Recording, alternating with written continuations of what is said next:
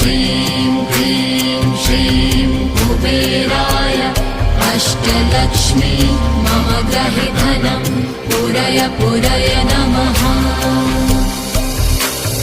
ॐ ह्रीं श्रीं क्लीं श्रीं कुबेराय अष्टलक्ष्मी मम गृहे धनं पूरय पूरय नमः।